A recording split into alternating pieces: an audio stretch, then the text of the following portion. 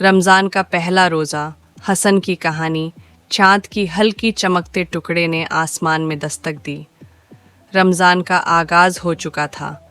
حسن، ایک چھوٹا لڑکا، اپنے پریوار کے ساتھ بیٹھا تھا، پہلی بار سحری کرنے کے لیے پوری طرح اتساہت۔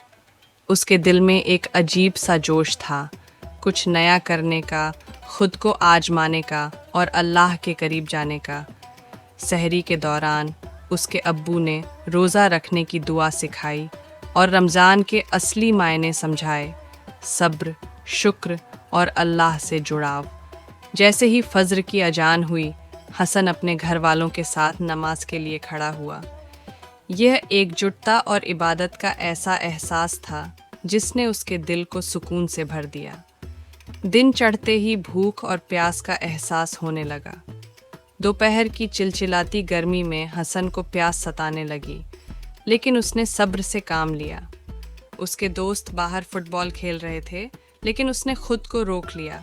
رمضان صرف کھانا پینا چھوڑنے کا نام نہیں، بلکہ آتم سنیم اور عبادت کا مہینہ ہے۔ سمے بتانے کے لیے حسن نے قرآن کھولا اور پیغمبروں کی کہانیاں پڑھنے لگا۔ اس کے ابو نے اسے حضرت موسیٰ علیہ السلام کی کہانی سنائی، کیسے انہوں نے تمام مشکلوں کے باوجود اپنا بھروسہ اللہ پر بنائے رکھا۔ یہ سن کر حسن کو روزے کا اصلی مقصد سمجھ میں آنے لگا۔ شام ہوئی اور مغرب کی اذان گونجی۔ حسن نے پہلی بار پورا روزہ رکھا تھا۔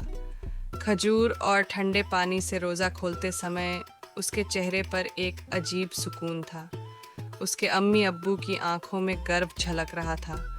اس نے جانا کہ روزہ صرف بھوکا پیاسا رہنے کے لیے نہیں، بلکہ خود کو مضبوط بنانے، صبر سیکھنے اور اللہ کے قریب جانے کا ذریعہ ہے۔